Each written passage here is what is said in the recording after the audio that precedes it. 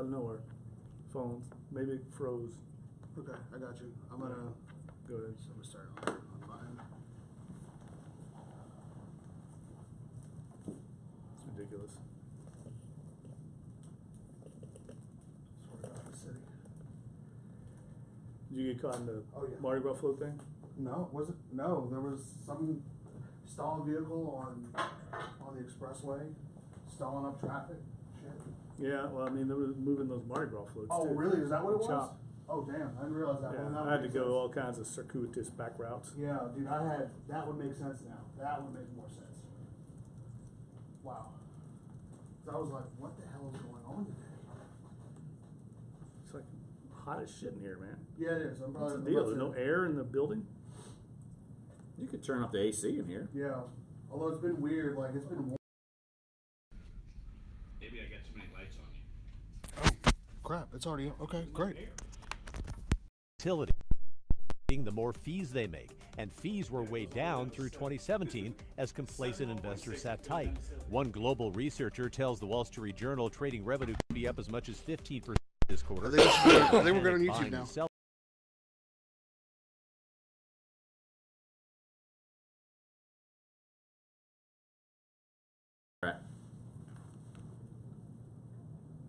Could be that I'm sick too. Okay. By about 100,000 to the highest total since 2001. The bright side of tax season, tax refunds. The average refund this year is expected to be about $3,000. Now, where and how to spend it. It's a great idea to be looking at all of your different finances and see where you can put that money to best use. To the point made by CNBC's Kelly Grant, a survey from TaxSlayer found most of those getting a refund plan to either save it, pay down debt, or treat themselves. Or all three. You've got your retirement contributions on track, you've got an emergency fund, you don't have any debt, then maybe, yeah, you can go ahead and spend a little bit more of that money. NBC's Chris Clackham reporting you're spending more of it on local fees. A new study shows 42% of cities and towns raised fees last year on everything from garbage to sewer to water to ambulance service. Revenues from fees and fines increased 14% over 6 years. The National League of Cities says local governments started relying more on that revenue source in 2008 when the recession cut into property and sales tax income. And if you want to cure baldness, try rubbing McDonald's French fries on your head. Researchers say what? What? So Nichols beat UNO. Oh yeah, beat the brakes off. Stimulated They hair whipped them at follicles. UNO, right? Mm-hmm. Yep. But more study is needed. Consumer and business. Yeah, all of our News, local Channel, teams suck now. NBC News I wouldn't Radio. say that. That's a little harsh. Tulane lost at home to Temple. LSU won. This is Dunc and Holder on Sports 1280 New Orleans. Welcome back. Duncan Holder. Jeff Duncan back in the saddle. Clyde Verdun is here. Dave DeCorbier back in our iHeart studios as we are in our NOLA.com Times-Picayune studios. And would not be a Wobble Wobble Wednesday without our good friend Will Guillory, of course, covers the Pelicans for NOLA.com and the Times-Picayune. And Will, the state of the team right now, 1-4 without Boogie, coming off of a bad loss, I'd say, against the Jazz. And you could even almost, in the stands, people were basically just despondent after that game. It was, they cleared out early. They knew it was over early. And I know there's going to be an adjustment period, but how quickly can this team adjust? I mean, because they had not adjusted without him, without Boogie, and then now you got Mirotic, and they got to try to figure out their way with him. Yeah, I think it's kind of a twofold thing where you lose DeMarcus, and he was so important to the offense, and then you bring in this new guy, and you kind of have to work him in, and also you bring in Emeka Okafor. It's just so many new faces in the locker room, and it's so different now without DeMarcus. They're just kind of figuring this thing out. And I think initially for the first two games, I think a lot of it was just the team not mentally getting over the loss of DeMarcus, and just kind of you can just see him kind of moping around and not really playing with the kind of energy or that same kind of fire that they had before DeMarcus went down. But I think these last few games you can kind of see just how tough, not how tough, but it's just a process whenever you bring new guys and you got to figure out how to work them in, how to make them fit with everybody else. And I think that's what you saw a lot of during the Utah game, where Mirotic and Anthony Davis just lost a lot of time in pick-and-roll coverage, and it resulted in wide-open shots for Utah. They were just shooting wide-open shots the entire night.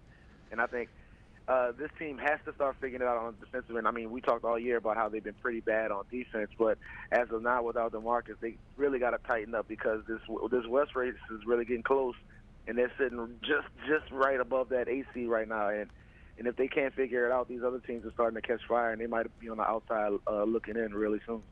Yeah, Will, that's the thing I think that's disturbing to a lot of people, especially Pelicans fans, that have been sticking behind them, very loyal, is, look, defense is, let's face it, it's like 80% effort, 85% effort, and that's the one thing they can control. They can play defense without DeMarcus Cousins there and try and compact these games, make them closer, and maybe you pull them out at the end with a superstar like Anthony Davis. But when you go out there and lay an egg like they did against Utah, and I know they were saying, they were hitting everything. Well, when I went back and watched the replay, I mean, guys were wide open. I mean, there was either confusion, assignments, or just plain effort. I don't know what it was, but there's no excuse. I mean, it's not like Utah's the Houston Rockets here. We're talking about a team that struggles itself to score sometimes.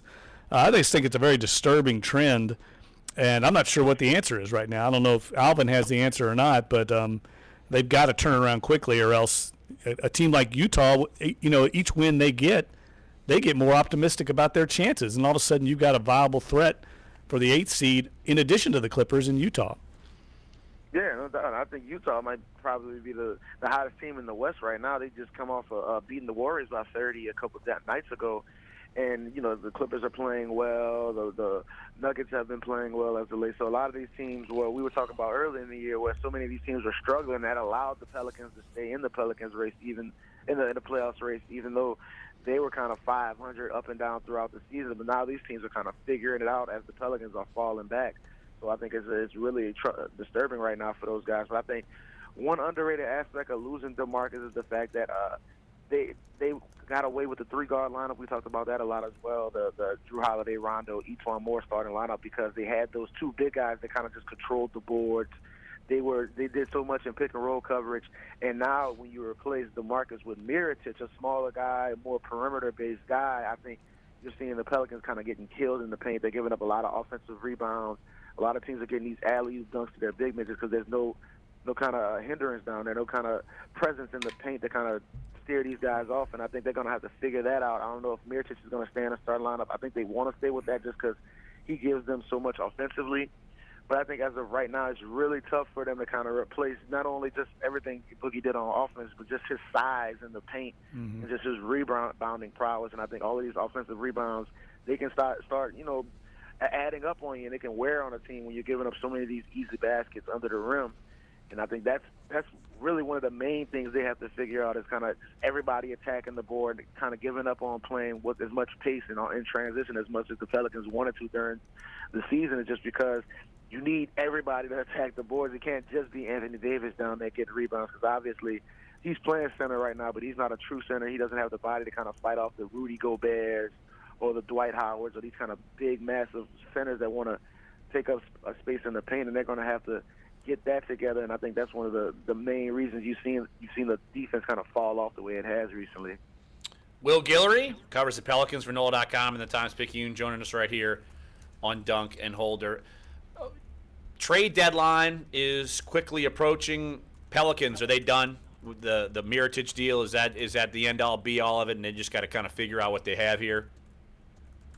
I would say any big splash moves, I'd say, yeah, that's probably it. I think they're probably still trying to make a little moves on kind of the periphery of the roster, maybe add one more big guy. I think they might be interested in moving that second-round pick that they got back in the Mirotic trade, maybe to add one more guy to the rotation. But I think more than likely what this team is going to be doing is looking at the buyout market. Once the trade deadline goes by, I think they're going to look for some of these vet guys who hit the market and maybe just add one more rotation guys that they can prepare for the playoff push, just because I think this team, even before the Mirotic trade, they lacked assets, and now you give away probably your best asset, which is your first-round pick. And now that that's gone, I think they don't have really much to give away, so I think they would like to add one more piece, but I think it's probably going to be in free agency in the buyout market. Hey, well, one question I did have, by unloading Ashik and those other deals, and they're bringing on the Mirotic deal, how does that complicate anything in giving Boogie Cousins a max contract in the offseason, or did they offload enough contract space to bring in Mirotic and still be in good shape for Cousins?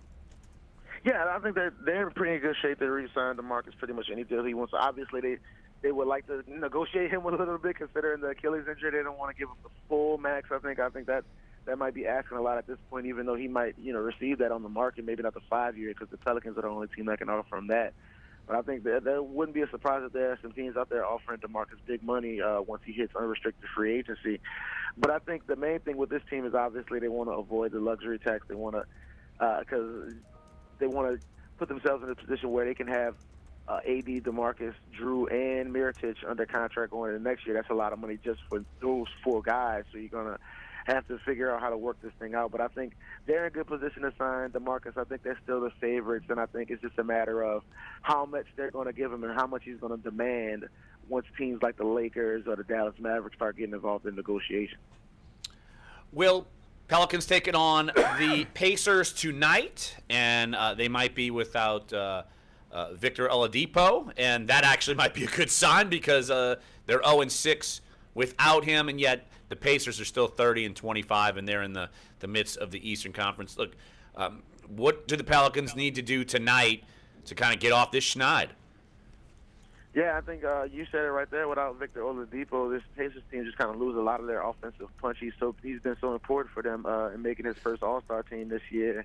Just was his ability to kind of control everything they do on offense, hitting shots from the perimeter, getting to the paint. And they're also without backup point guard Darren Collison, who played a big part for them this year as well. So I think they're kind of lacking at the guard position. So I think it'll be really important for Drew Holiday, E'Twaun Moore, those guys to really be aggressive, finding their shots to open things up for AD, because I think one of the most disturbing trends ever since DeMarcus Cousins has gone out is the way teams have focused so much energy on stopping AD.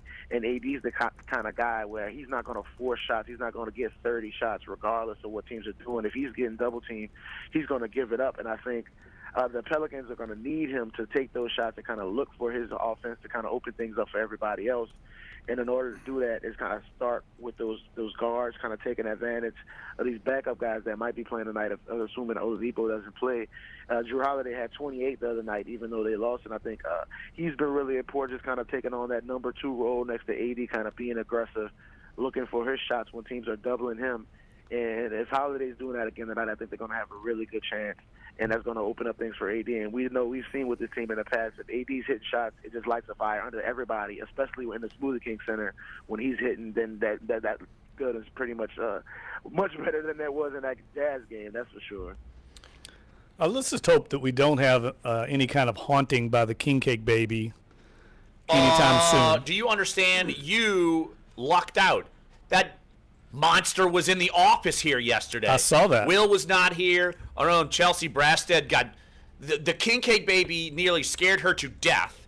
Crept up on her. Yeah, and Clyde, I mean, what? Get what's that going thing on? out of here. Where's security? I don't know why you guys Mike's are a big complaining. guy. We literally were security in the building. Our security We guy, were Mike's a big literally- guy. How did King Cake Baby get past I'm him? sorry, but King Cake Baby is magical. I don't care what y'all say. Magical? First of all, It's Satan. I'm just surprised that King Cake Baby was here for an entire hour, and not once did it come by the studio. I would have got out of my here. chair and beat that thing in the head. Either way, King Cake Baby makes his debut tomorrow night. I think that was for the best. Yeah, Yeah. exactly. All right, Will. We'll let you run. Yeah, as we go on a King Cake Baby rant. All right, I just Will. want to say that the King Cake Baby is magical is one of the hottest takes of the day, and I appreciate Clyde for that.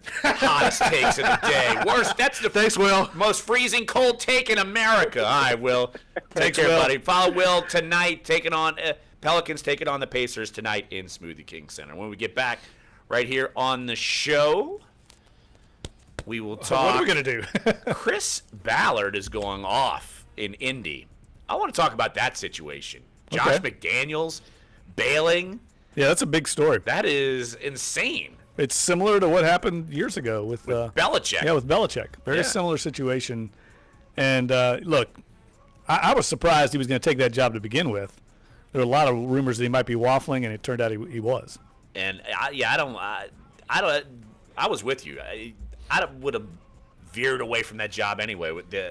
indecision of Andrew Luck, and their roster's kind of a mess. And don't you think But Belichick's... would you not do that? Would you already know that going into it and saying, hey, maybe I don't want to be a part of this, Right. I'll just stay here? Right. I mean, you get that far down the road is a little unusual. Exactly. So we'll touch on that. We'll take your phone calls, 504-260-1280. We'll touch on National Recruiting Day, National Signing Day, excuse me. Don't forget, 11:40, we'll catch up with our own Andrew Lopez. He is in Scotlandville right now, catching up with a recruit who actually did commit to LSU, Kelvin Joseph. And so, yeah, we'll touch on that and more. And Kobe Fleener's contract, we'll touch on that as well. So coming back, Sports 1280, NOLA.com, the iHeartRadio app, Dunc and Holder.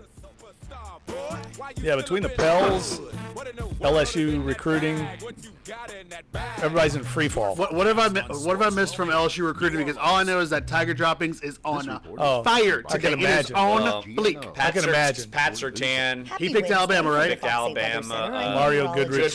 picked Clemson. Clemson. Okay. Throughout the day today, Jamar Chase is at noon. Jamar Chase goes to Auburn. There still could be a few It will be a showers meltdown. around for It those will be a evening meltdown. parties. Ooh, Lord. Full-scale So keep in meltdown. mind I'm it pretty is sure the kid from cool. That's right, Scotlandville, moving through I think around he signed. I think I saw He did. Lopez. Ben Okay. Slopes is throughout there, the yeah. afternoon. Oh, man. He'd already committed. Oh, man. And low 60s heading Wow. into the evening hours. I'm just From the curious Park to City see the. Weather Center, I'm I'm gonna go look at the meteorologist comments Shelby on Latino. our. Have a great day. They weren't that bad on Jimmy's story. Oh, they weren't? Yeah, they weren't that bad. I mean, they were good, but they weren't like complete complete meltdown. meltdown. Now, what's fun is to go to the Kentucky Rafters page and watch the Kentucky fans melt down. They lost at home to Tennessee. Oh, yeah, last night. Tennessee. Dude, we talked They about lost to this Missouri one here. the other day. But, like, Tennessee is number 2 in the conference right now. Kentucky's 6-5 in the SEC. I think they've been Awesome. mathematically, well, at least, I don't know if they are mathematically or not, but, like, I think they're eliminated from winning the SEC part of the season. Auburn's like unbelievable. Yeah. I mean, I don't even understand how Auburn's good. Do they have like any good players? I don't know. Oh, Kelvin Joseph. I feel like LSU isn't where they are supposed to be. I want to do my part to help with that. He says he feels like LSU could be competing for a national championship. Well, Pat Surtain doesn't think so. Apparently, Pat Surtain doesn't think so. You're right. Can you blame him? Yeah, I can. You can. I mean, not necessarily, but I think what's crazier about that, I think, or going to Alabama now, is that I really do believe that out of all the schools that I think you could possibly go to now, Alabama is on its last legs as opposed to some of the other schools around the country. Because I think Georgia's Last picked up. leg. Yeah, I think Georgia picked up 7 5-star recruits just today. You look at what Georgia's doing, Clemson's doing, what Ohio State's going to do, USC, schools like that. Got quite a few games Louisville. left, and we're still serious about the season. No, not Louisville. Auburn? Not I'm sorry, Louisville. did you say Auburn? Elsewhere, the Knicks taking a major hit. Kristaps Porzingis Kentucky lost to Tennessee last 30 night seconds. in Rupp Arena. Okay. to the box. And I guess Devin Brumfield is about to make his decision. Saints fans, iHeartRadio is the easy-to-use app for Listen to that music voice. and radio. Listen to this And commercial. we made this app so you never have to. This is a different one. Oh, crap. But wait, listen. This one's good too. Duncan Holder or the Chris Gordy Show again. iHeartRadio keeps you connected to Sports 1280, so you never miss a thing. And while we were at it, we went ahead and picked thousands of the best radio stations, so you can find out what Atlanta Falcons fans are talking about in their backyard. Not that we care, but it's super easy. Download the free Not that we care. iHeartRadio app now. Our All That's Stars good. bring you the inside knowledge for your home teams. Sports 1280, New Orleans. So Josh McDaniels is staying put in New England, and it's amazing that the Colts were they were already pumping out on social media how they're going to have air their press conference on their website, and you could follow it on Twitter, and all of a sudden, It's visor season. hey, don't blame visors. Visors have nothing to do with people making. I'm just reading what they had on the decisions. website. That's all it was. Wow. That's all I was doing. I mean, Mr. Visor over here. everyone knows, I am a big fan of Everyone visors, knows. even though I don't need it right now because I don't have enough hair that needs to be pushed back. But so they had a deal done in principle, according to Chris Ballard, the Colts GM. They've already had assistant coaches who actually signed contracts and are employed by the Colts right now. And Josh McDaniels bails on them. I think there's got to be a way to get out of that, don't you think? The Colts are going to I think Chris Ballard said in his press conference that just ended that they were able to, whatever the coaches want to do. If they want to stay, they can stay. If they want to leave, they can leave. They're not going to make them stay there. That was the most overplayed story the whole time. Those guys aren't going to stay, unless they want to, unless the new coach wants them to. But it's not going to be. You're not going to be stuck with these guys in an unusual situation like this. But Chris Ballard, I've actually been very impressed with him. That's the one thing, in addition to Andrew Luck, that might get me to go to Indianapolis. Ballard seems like he knows what he's doing. Very impressive guy when you hear him speak. A lot of good people in the league respect him. So I can understand why you would have some interest in Indianapolis because of Ballard and Luck. That's a great starting point. But that roster's pretty bad in Indianapolis. It's not a big market. It's hard to attract free agents there. And they're kind of starting over. It's like a blank canvas. So I don't know. And I read somewhere on one of the reports that's kind of flying through Twitter that Josh McDaniels' agent even said he's basically committing career suicide by doing this. And I think his agent must not be in the know because the only way you do this, if you're Josh McDaniels, is if you've been reassured when Belichick says game over that he becomes the head coach. Hot take, I really don't think that any of the assistant coaches that come from the Belichick tree are actually that good. Well, that's not a hot take. That's proven. That's proven. But I mean, don't tell it. That's not hot. That's a level-headed take. That's a level-headed take. That's a level-headed take. I mean, look at Charlie Weiss. Look at Romeo Crennel. Yep. I mean, those are two examples right there. Josh McDaniels. McDaniels flamed out and had to go back to Belichick land. Is that actually bad? Probably not necessarily bad for Belichick's legacy because I don't really think you should have to account for whether or not your assistants go and are successful other places. Now, granted, we've seen the trees of, Bill Walsh and Parcells and that kind of thing. But, I mean, obviously none of them have gone on to have success. And, I mean, we talked a lot on Monday about the Patriots system and what the Patriots, coordinators have been able to do while in New England that haven't translated successfully to other teams. If you're going to stay around to take over when Belichick's retired, what sense do you have that that's actually going to work for New England? I mean, it's Belichick clearly and Tom Brady. Well, isn't Nick Saban considered a Belichick disciple? I mean, he coached for him on the Browns staff. Yes, he is. I mean, he's the greatest coach in college football history. Mm-hmm. But he bombed out in the NFL. Jim Schwartz would probably be on that list too. Yeah. I don't think he did very well in Detroit, right? No, he eventually got fired. He got him to a playoff game here. They lost. Right. Well, I mean, I think somebody said proximity to greatness doesn't necessarily equate to greatness. And I totally agree with that. I mean, just because you're around somebody, especially someone as great as Belichick, it's hard to. But I will say this, Parcells some of his disciples now have been successful, Sean Payton being one. And I think Sean Payton had a very close call with the Oakland Raiders, if I remember him telling us correctly.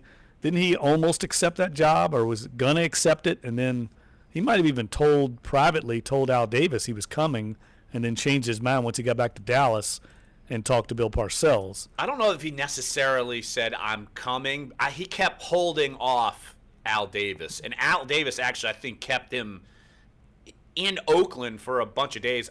Honestly, what I remember most about that story is that they were just in meeting rooms and going over film, and all Al Davis would feed Peyton was like McDonald's cheeseburgers and KFC potatoes and mashed potatoes and gravy. Like, that was the meals over and over again. Sounds like Donald Trump. And Sean Payton's like, what am I doing here? Oh, well, I thought it sounded like Tom Benson. What does he have? Wine and jelly beans, according to Rita. Whoa. So, hey, I didn't say that. You just said that. Spicy. I didn't say that. How else would I know that unless Rita didn't come out and say that? But no, it's he definitely he certainly considered it, and he scaled back. And, well, that's because he was coaching under Parcells. So, of course, he's going to get his advice for that job because he would have been leaving Dallas to go there. Ended up being great advice. No doubt. Ended up being great I mean, advice. It worked out for the better for him and for – because Oakland at that time was a total train wreck.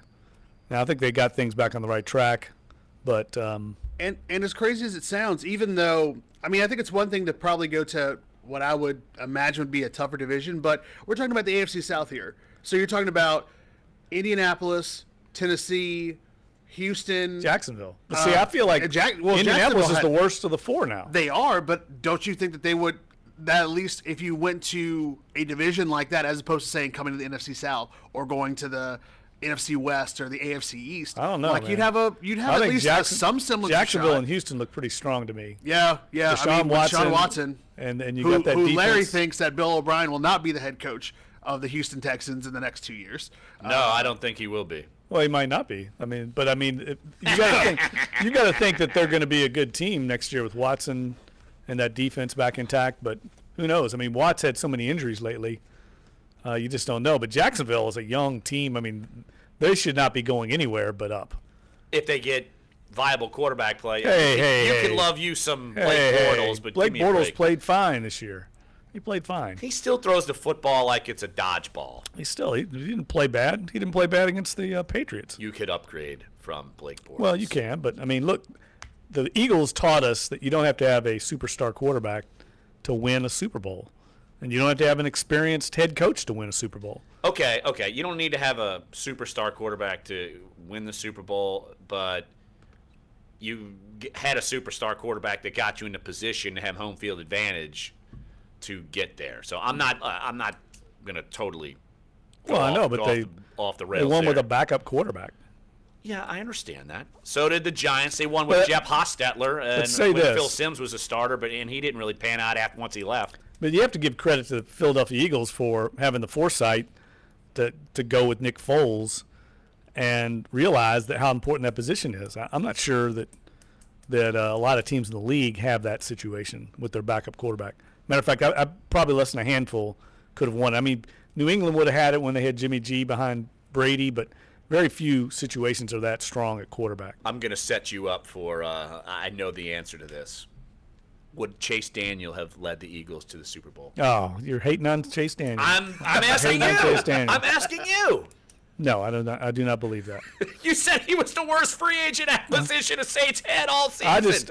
I like it. I'm setting I think we all like Chase. I think he's a really good guy. Oh, and he plays a great role with the Saints. Drew Brees loves him, but he's just unproven. I think he's unproven as an NFL starting quarterback. But that's an unfair comparison, though, because clearly Nick Foles has had a career that is unlike what Chase has had in terms of being a productive starter in the NFL for multiple years. Maybe like 1.5. 1.5, but clearly being a little bit more proven in those situations than Chase has had the opportunity to do. All right, let's take a break right here on the show because I can't wait to bring more depression for LSU recruiting. Yay! They missed out on another recruit who it wasn't one of these Patrick Surtain where you figured he was going to commit, but someone they were in on, they missed out again. So we'll talk about that. Don't forget, we'll talk with our own Andrew Lopez, who's on the recruiting trail today, as we've got multiple signings going on. Of course, Lopes covers LSU, and we will get the latest on him. I'm wondering if Mike the Tiger decommitted and went to Nichols. I think that's next. Harvard on the Bayou. Mike the Tiger's transferring. Not a terrible place to go. And he'd play right away. Play right away, and I would guarantee he'd play right away, would be the FCS National Player of the Year, and win the FCS National Championship. Yeah, I think Mike the Tiger's sick of this already, too. So we need a live camera to see how he's reacting. Doesn't he just stay in his cage now? He never comes out, his little habitat? No, he stays in his habitat. You can go to see him in the habitat, but he will never leave the habitat. Okay? Sounds like a great life he's got. Yeah, it's a $12 million habitat. What else do you think? Yeah. Not like Gunrunner, right? Gunrunner's got a better life, right? Much better. All right, we'll bring you some more LSU Panic coming up next. Sports 1280, NOLA.com, the iHeart Radio app. Dunc and Holder. Me doing a Gunrunner drop. I know, I can't believe it. You'd be proud of me. I may have to actually eat some solid Saturday night, April 2nd. You're not feeling well, bud? Oh, he's had food. I didn't even tell you. He's had food poisoning during the Super Bowl. Oh, no, dude. That sucks. 2 bananas. This week on Big Easy Deals, dude, family 4-pack to the Audubon Aquarium of the Americas. Well, coming home last night, crackers. I need to get some nutrients in my system, so I got a smoothie. Yeah. And I drank like about half of it, and all of a sudden, all this gas and all this in my system, and I couldn't eat the rest of it. And then I was You were done. I was done the rest of the Wow, night. dude, that's a smoothie. Turn everything I love about I know, it's crazy. Yeah, that's one not thing good. she'll love forever. I heard that some other people got sick engagement too. I ring. need to It's ask the Jared what do you Randall Lou. Okay. February 1st Randall Lou through got sick. 14th. No, I need to ask him Save about it because, $1,000 like, off any Ken diamond Belson when you told buy me your he said setting he at saw Jared. another reporter And let our throw expert up. jewelers help you So I'm find or wondering, create the do you one think it was ring free that packets, would box only be lunches? for her. That's what I why ate. He went to Jared. Was that the game or was it? Yeah, it was a ham sandwich. Yeah, I Oh, got wow. sick at the game. Oh, wow. It was a nightmare. I was trying to write. I was sweating and like shaking. It was brutal, man. Then we had to take a freaking half-hour shuttle bus ride back to the hotel and I had to walk 4 blocks in the -0 temperature. I mean, I was miserable. That was like one of the worst experiences of my life, and I thought I was going to, have an accident on the bus. I mean, you're trapped on the bus for a half hour. Oh, no. Yeah, I mean, what are you going to do? You're What are on you a going to do? Where are you shuttle going to bus. go? Yeah, you're in a I mean, shuttle. what are you going to do? I'm sitting next to these foreign guys. They have no idea. It's that official. Facebook is they're going about to after drop they're bombs on endangered. them. Yeah, Yeah, they're literal endangered. bombs. The social network wants Wow. to have a Wow. system where people And then he can upload goes, their shows okay, for we're free to stopping. their We have video 5 platform hotels. watch, And I'm like, and then oh, earn a great. cut of the Please revenue let from mine ads be the placed first on one. that And it content, wasn't. similar to how YouTube pays Wow. its online it was one of the creators. worst nights of my Currently, life. not everyone on Watch makes advertising revenue.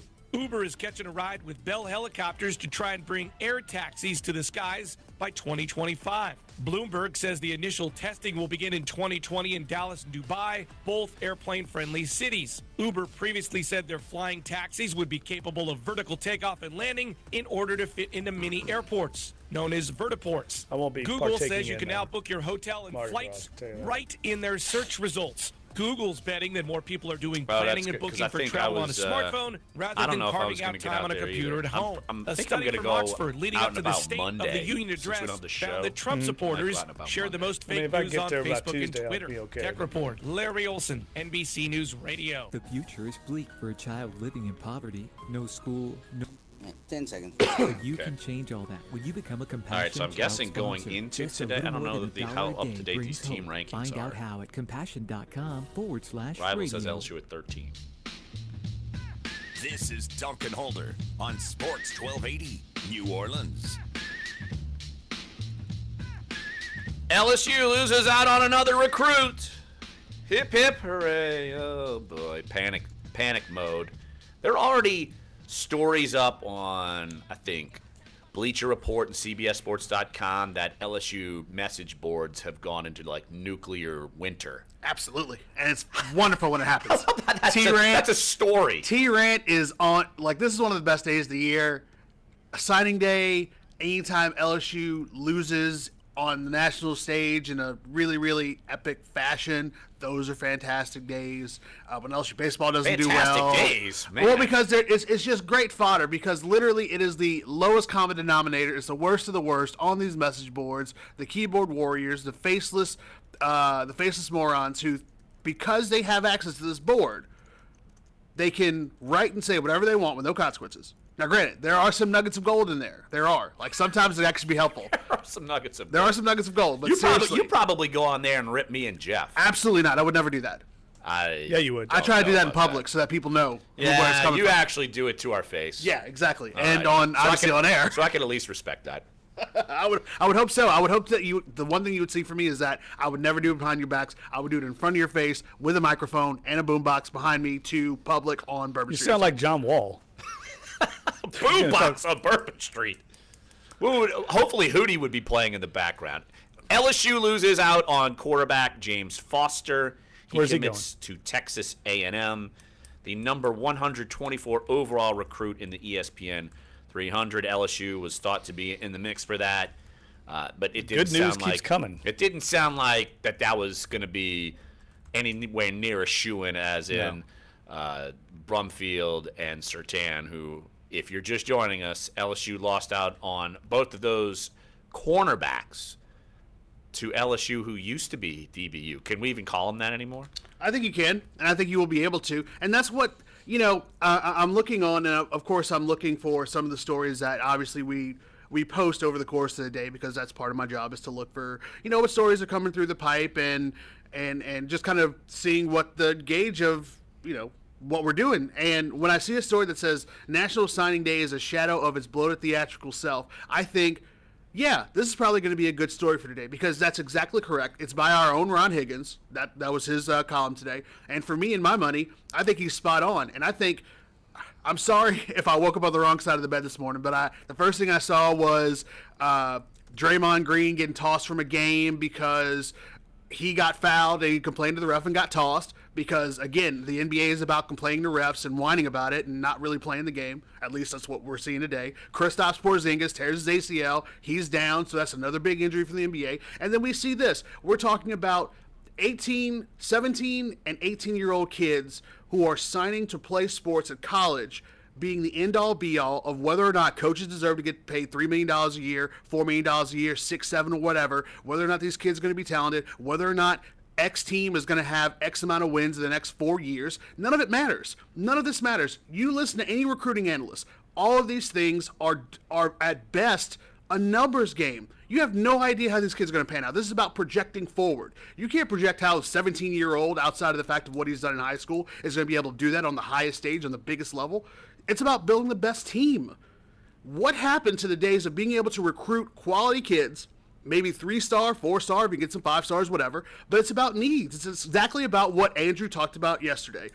Amos talked about yesterday, which was that now with this new 25-player signing cap, which doesn't matter if these guys don't even if they are academically ineligible, that counts against your cap, and so you have to know where you're going for. So if you need offensive linemen, defensive linemen, go get that. You need a quarterback, you need a wide receiver, you need some defensive backs. Go get the best guys you can, and then you teach them when they get on campus, and you make them quality by the time that they leave. It's not that hard, but to project that these kids are going to come in and make an immediate impact to get you X amount of wins so that you feel good about yourself, it's a bad proposition, and it's never going to work out the way you want it to. Still no breath. Sorry. What was that rant about? I don't even understand where that came from. Pretty much, in essence, I think. Sum it up. That National Signing Day is overblown. The National Signing Day is for the most part a joke. The fact that it's 2 days now is unnecessary. It's actually more than 2 days. It's because what is it? And we're not. Yeah. The early signing period is what, 3 days, and now. Yeah. Now you could do it whenever you want. Exactly. And I mean, we're not even. But at the same time, though, we're not even talking about the other signing days for other sports. You know, when November happens, you've got signing day for like 17 sports. Then you get to the spring, and you've got 20 others. We don't even talk about those, but we always talk about college football because it is the end all be all when you think about it in terms of most high level Power 5 teams that make most of the money for said universities. At the end of the day, none of this matters. Well, if you can bring in quality kids who you believe that Dave Aranda, Steve Ensminger, whoever can mold, then bring those kids in. It's about getting to the point where you have a talented squad throughout that can compete day in and day out. Best example of what you're saying was a few years ago, Kevin Tolliver was the top cornerback in all the prep ranks, the top signee that LSU had, and he fell behind Greedy Williams and Dante Jackson this year. I mean, he wasn't really much of a factor at LSU because he didn't continue to work hard. He got sidetracked by a lot of things, and everybody got all caught up in Kevin Tolliver. And now he's been kind of cast by the wayside at LSU. And the crazy thing is, though, but he could still be a high round NFL draft pick. It could be. And that's the crazy thing, because of his talent. Same thing with Dante Jackson. But I'm just saying, people get all worked up about stars and all that. Yeah. And I think every year CBS Sports does a big roster analysis of the Super Bowl teams. The Patriots' average star rating for their players in preps was 2.8 stars. Well, you could always point back to Drew Brees had 0 stars. Right. Brett Favre was a nothing. Southern Miss. Right, Most of the guys are Southern 3 Miss stars that end up in the NFL because they keep working. They're good players. You got to have talent. You got to be on a radar for the most part. But these guys keep working. All right, National Signing Day causing some chaos over here on Dunc and Holder. We'll continue the chaos as LSU continues its downside because they don't have enough 5-star recruits, Clyde. Panic mode. We'll continue the conversation coming up next. Sports 1280, NOLA.com, the iHeartRadio app. Dunc and Holder. Now walk like Ronald. Walk like Ronald. Hot boy Ronald. Walk like Ronald. Hot boy Ronald. Walk like Ronald. Hot boy Ronald. Walk like Ronald. Hot boy Ronald. I would argue, though, that You have to make. I mean, does every kid need to have these big things? No, but it's a big deal. I mean, this is college football's draft.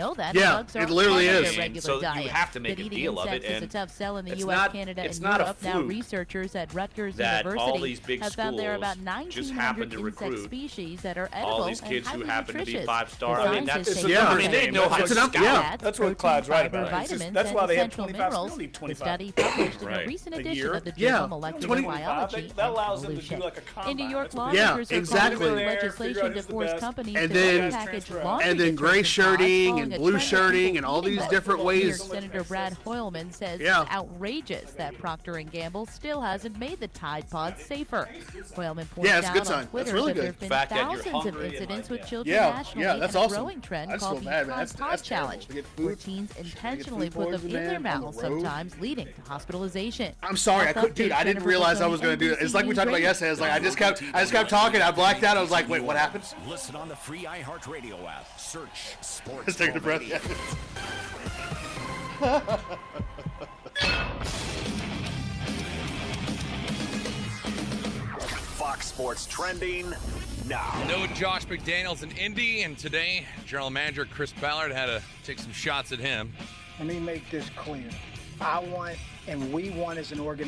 a head coach that wants to be all in. We got work to do.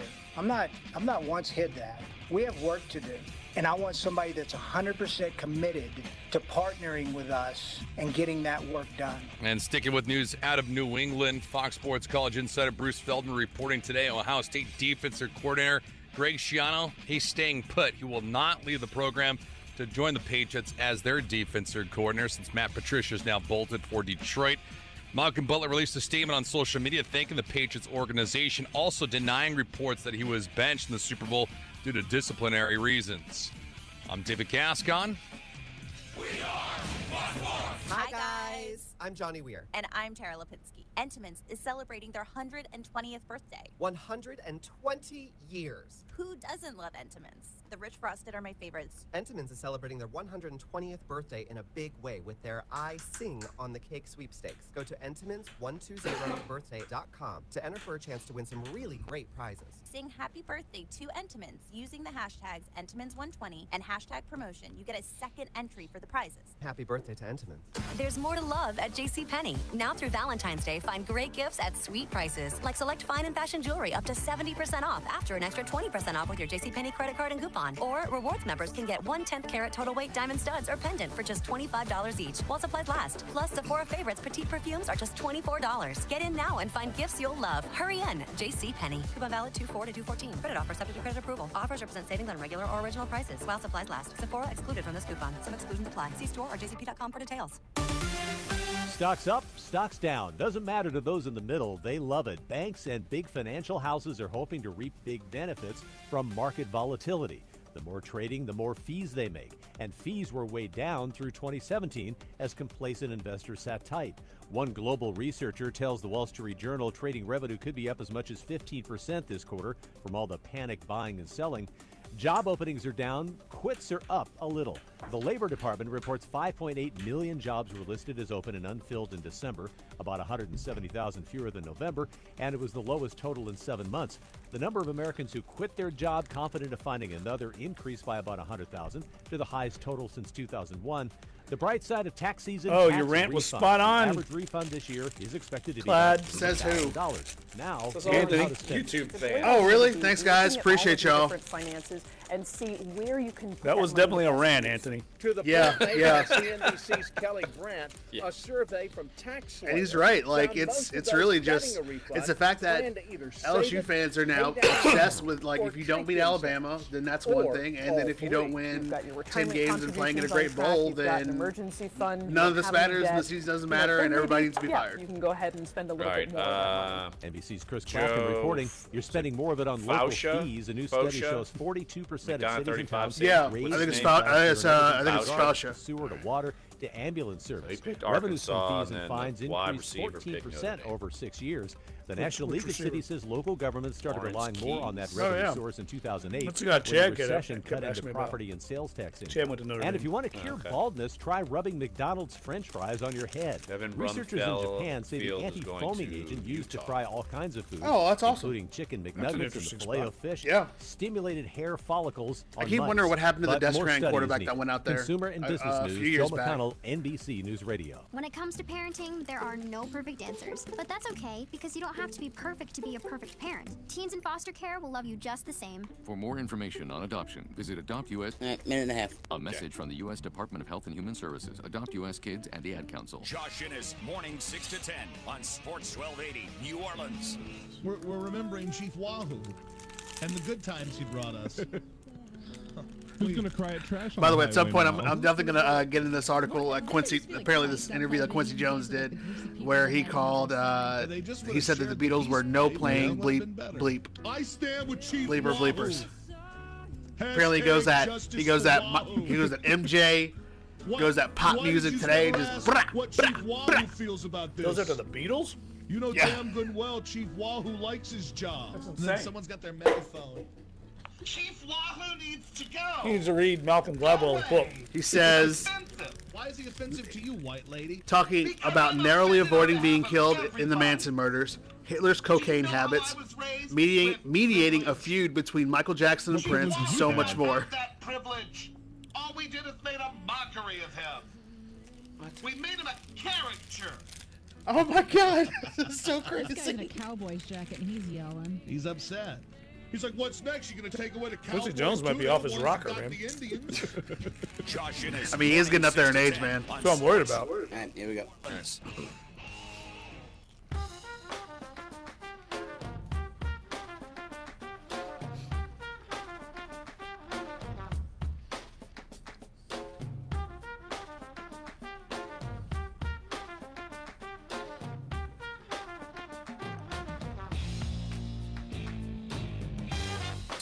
Dunc and Holder, hour number 2 on a Wobble Wobble Wednesday, February 7th. I'm surprised Jeff has made it back from Minneapolis. I just assumed he'd be at the starting gate for Knicks already. You just waiting to catch some purses and anything good that you could grab from the ladies tonight. It's good to be back home. I mean, my phone, I told you this, my phone froze in Minnesota while I was waiting for a ride share. Waiting for an Uber, it all of a sudden just froze up.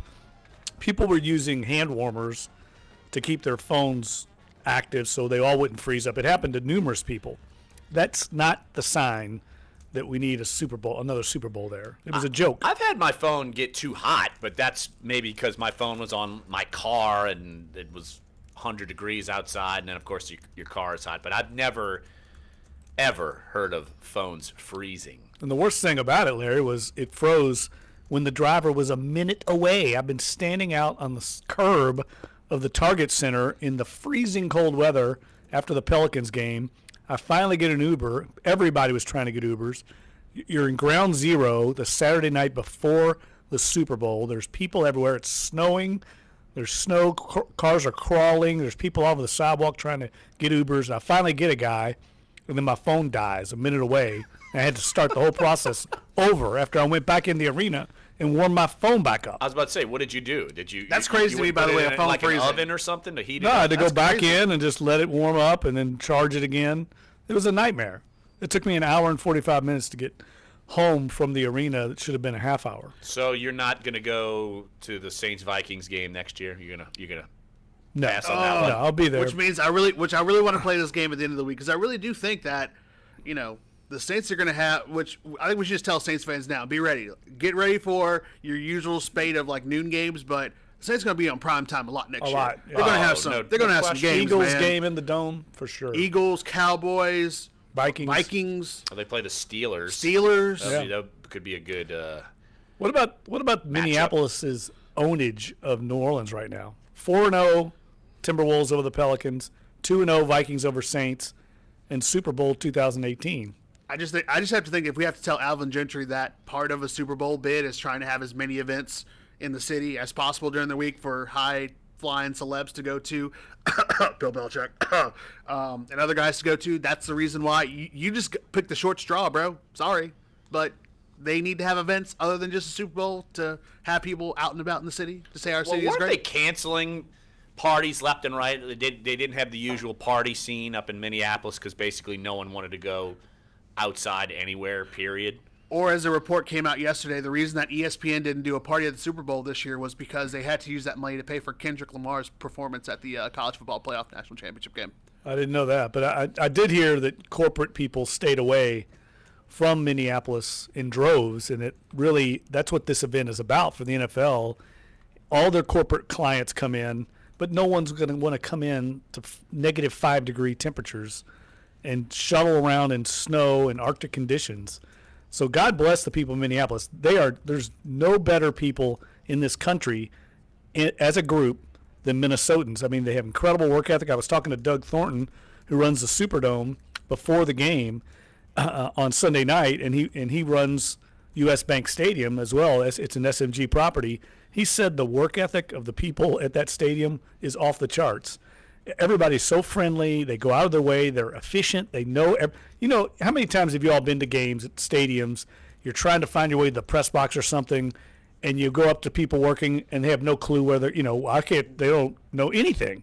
Everybody there knew everything they needed to know. That was classic Minnesota. Everything worked well. It was efficient. The airport Monday, was overwhelmed, and they said the longest wait time was 20 minutes because they're so efficient. That said, there's only so much they can do with Arctic weather. It's a deal breaker. You cannot have the Super Bowl in that environment. Corporate people aren't going to come, and they didn't come. Now, I know you wrote a column while you were over there about New Orleans and their Super Bowl prospects. Just in what you've heard, just kind of relay what the process is going to be now. And basically, it's a matter of not if, but when New Orleans gets back in the mix to get the Super Bowl. We're going to get the 2024 Super Bowl. It's going to happen. It's not a done deal, but it's as close as it gets to a done deal. And whether that involves a renovated Superdome or not, that remains to be seen. But more than likely, the renovation of the Superdome will be done by then too. The idea will be to start that renovation after the national. When do we have the national title game here in college football? Is it 2021? I think it's 2021. So the construction would start after that, and hopefully they'd have it done in time for the Final Four, which we have also coming up, but for sure in time for the Super Bowl in 2024. All the Super Bowls are booked up through 2022, I believe. I think next year's Atlanta, then maybe Miami, then Tampa, then L.A. I think those are the next four. So there'll be an opening in 2023, but we cannot host a Super Bowl that year. We have a massive convention in town that year, so we're not even going to be in the mix. But the interesting thing that has come out here in the last 6 months is the old days of bidding on Super Bowls, and Atlanta's going to bid against Minneapolis and New Orleans, and you're going to put together this big bid process, and you're going to go in and make a presentation to the ownership at the NFL meetings. That's over with. They're now just going to start basically single city bidding, where they invite you and they say, Larry Holder, you're taking Jay Cicero's place as the Greater New Orleans Sports Foundation. We want you to make a bid for the 2024 Super Bowl, and you come in, and everybody's just going to vote yay or nay, and it's going to be kind of an invitation to get the game. And I think that's smart because Sam Joffrey and that crew and the Greater New Orleans Sports Foundation work months putting together these bids, and then you lose out, and it's just all this money and wasted resources for a bid process that's antiquated. And that's how all these big events are going now. The Final Four, the BCS title games, they're basically just being awarded. You're not bidding. Well, my question here is, and maybe I'm just being, silly, but how do you get invited? Is it just, hey, we're just drawing a name out of a hat? You let them know. I mean, there's back channel ways. Hey, we'd like this game this year.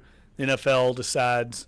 I mean, the NFL wants to come back to New Orleans. There's so many people that have this misperception, wrong perception, that the dome needs to be fixed. It's just not true. I don't know how many times I have to tell people that. It has nothing to do with the Superdome.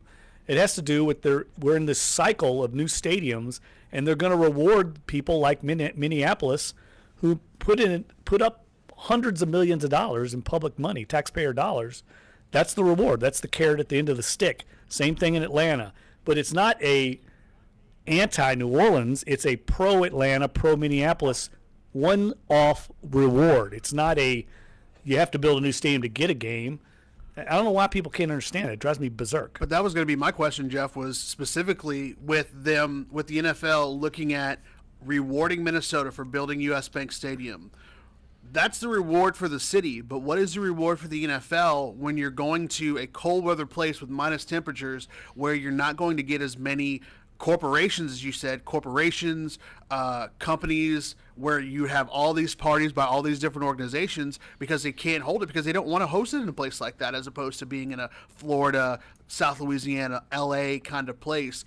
Will any Midwestern or northern cities see that again because of what happened? Because what does the NFL get out of it at that point? Well, I mean, they're still making money on the Super Bowl. They're just not making quite as much as they would maybe in another market. But the way I understand it is once we get through this, the next stadium online in the NFL is going to be the Raiders Stadium in Las Vegas. And once that one's done, we're pretty much done for a while with new stadium construction. There's no other deals on the horizon. And the way because these stadiums have become so expensive, I mean, $1.5 billion is about the asking price, the price range for a new stadium. More and more people more and more cities are going to go the route of the Superdome in New Orleans, and that is these $300 to $500 million renovations. That's what Arrowhead Stadium's looking at right now in Kansas City. It's just too expensive to build new stadiums. It doesn't make sense financially.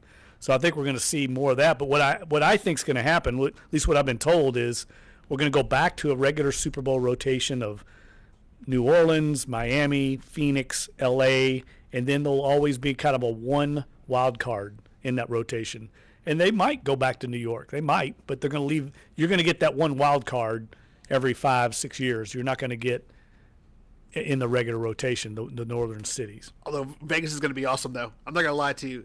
The fact that they've been waiting this long, or that now the Raiders are actually going to move to Vegas, build a stadium literally just off the Strip, right, not too far from, I think, the Mandalay Bay, down at that south end of the Strip, that's going to be bananas. Well, the NFL better embrace gambling by then, because people will go to the Super Bowl city of Las Vegas with no intention of ever stepping foot in the game. And that's exactly what they want. Just to go bet on it. Absolutely. So they better embrace it. And they'll take the NBA's lead, since the NBA is talking about trying to figure out how they can get sports gambling and how they can make profit off that. And if they're the ones to do it, then every other major league profession is going to follow suit. Here, a little NBA trade news, breaking news.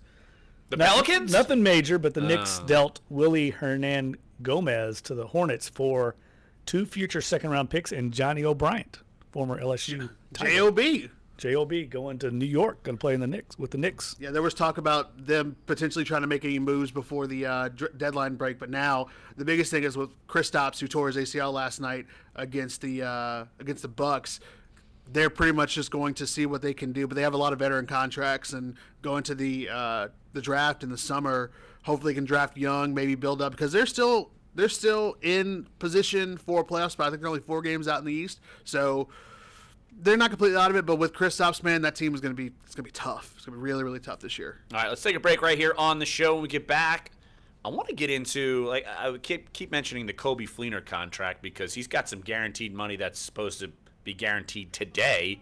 I'm wondering if anything going on in the back channels as far as shifting around his contract. And also, Malcolm Butler speaks, sort of. He writes, at least, what's happened in his perspective on the benching. And we've been talking about this because, you know me, Jeff. I've been banging the drum that I would just assume the Saints are going to potentially go after Malcolm Butler since they already know him.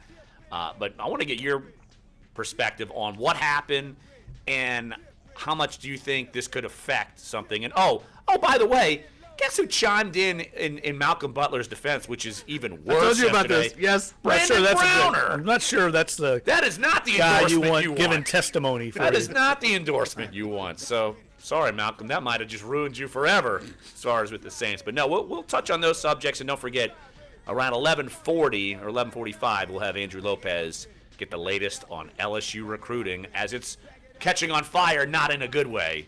Here, Sports 1280, NOLA.com, and the iHeartRadio app. Dunc and Holder. Now swerve with it. Now swerve with it. Hi, Eric Asher, host of Inside New Orleans. Been in the business now for 16 years, talking sports, politics, and news. Talking everything New Orleans, everything Louisiana. Looking forward to joining the crew, as we'll tell it like it is each and every day. But it is interesting. Eric Asher, weekdays, noon to 2. Sports 1280 New Orleans. Like this is BS. And even Tom Brady. Tom Brady, dude. Yeah. Big easy deal. Well, he liked his comment. Well, so he put his entire statement on Insta, and like Tom Brady liked it, a few other guys liked it. So it just makes it look as if, well, maybe there's something else here that we don't know about. And doesn't have anything to do with him allegedly smoking the hippie leaf and being late for stuff and being with his family. Grasshopper forwards calls, texts, even transcribes voicemails. Everything you need to simplify. But at the same time, he practiced all week. With Grasshopper, there's no long-term contracts, and customer support is 24/7. Whether you're starting or growing your business, Grasshopper is the answer. Now get $20 off your first month when you visit grasshopper.com/radio.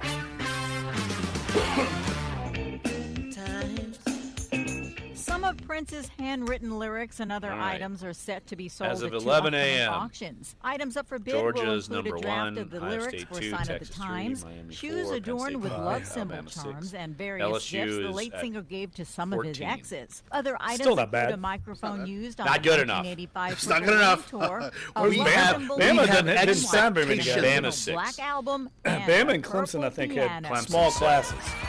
Yeah, they have smaller classes than all these other schools. Carrie Underwood's The Champion is #1 on the iTunes chart. The sports anthem debuted a few weeks ago, but didn't. 1 minute. Okay. Hey, am I calling Lopes? No. Oh, it's 40? Yeah. Or whatever. Louisville, 30 seconds. Time after his son Jack and his wife, Okie dokie. Yep. Jack and Lisa Osborne, announced the arrival of their daughter, Minnie Theodora, who was born Sunday in Los Angeles. This is the third daughter for the couple, who married in 2020. Jeff, I wish you would have set up that you were going to get on your soapbox and bitch. Sorry. Clyde inspired me. Sorry. Lady Tulane Annabelle is Singer 72 posted a picture in the of her rankings. Probably good newborn for with them. The names Betsy Mack and They're above Emery La Tech at Joanne. 74. Scott There and you go. band member They're only one Chris spot below Tyrell Texas welcomed their Tech. twin girls on January 29th. That's entertainment. Lisa G, NBC News Radio. To buy your home, you became a house hunting ace. Learned about loans, scoured neighborhoods, and asked the right questions. If you manage that, you can get your retirement plan on track. Visiting aceyourretirement.org can help. Coming back. You by AARP and the Ad Council. This is Dunc and Holder on Sports 1280 New Orleans. So Malcolm Butler, of course, infamously benched for Super Bowl 52, came out and I guess said his piece without dropping expletives, which in that setting I was fine with after the game. And I wish his tweet, the type is so small, I feel like I need like the Sean Payton grandpa glasses just to read this stuff. But he comes out and thanks the Kraft family and coaches, none specifically by name. And then he says, I'm trying to read. During my 4-year career with the Patriots, I've always given it everything.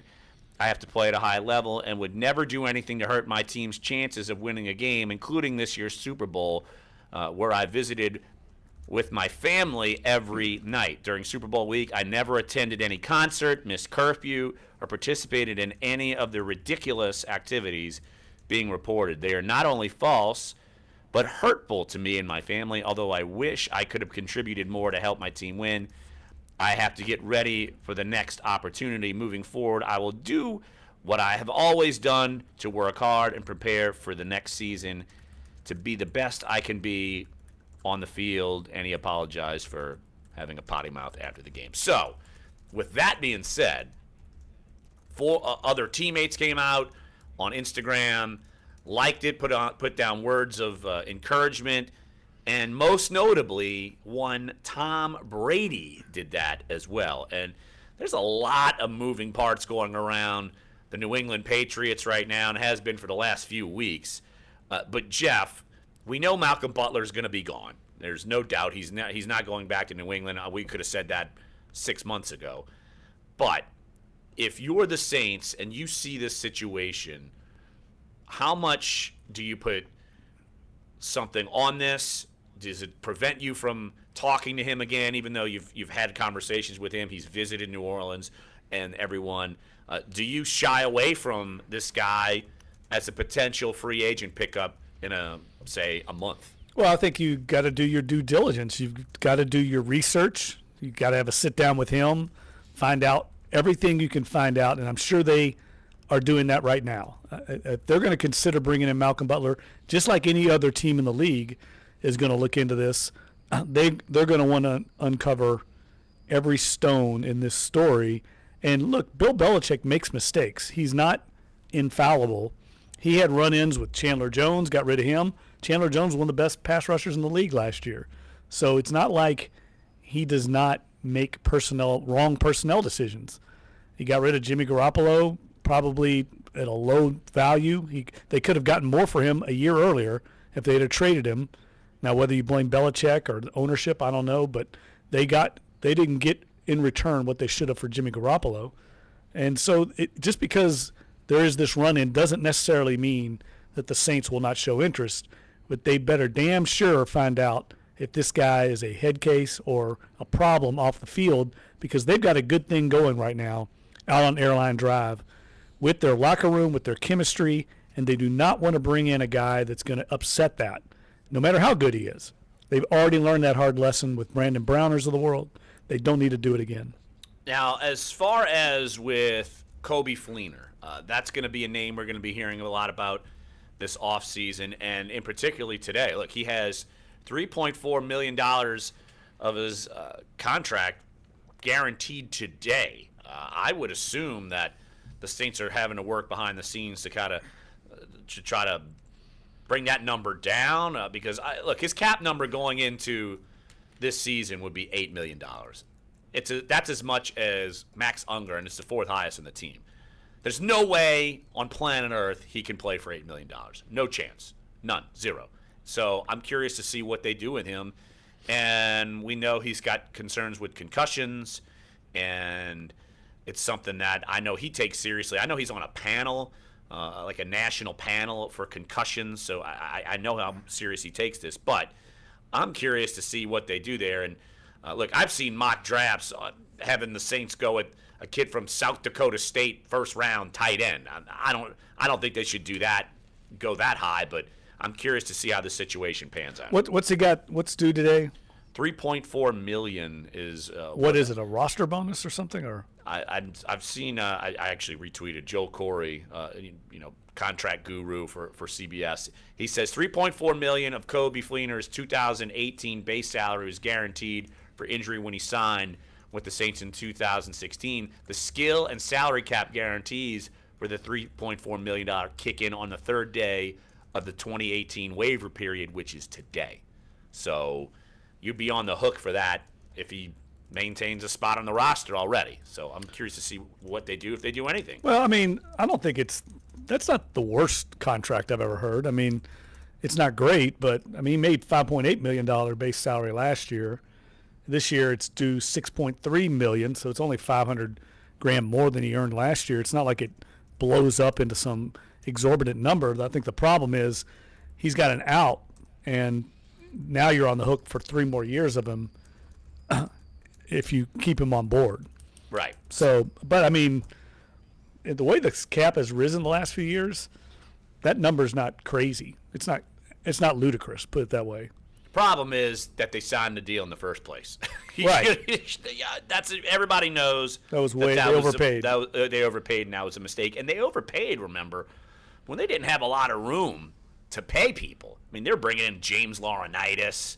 You remember that was they brought in and got lucky that year with the Nick Fairley deal. That was the 1-year prove-it deal, and that panned out. But they were bringing in all these guys. They brought in Craig Robertson that year, and that actually turned out to be a pretty good deal. But they were certainly penny pinching there, and they invested their money unwisely. I think everyone can agree with that.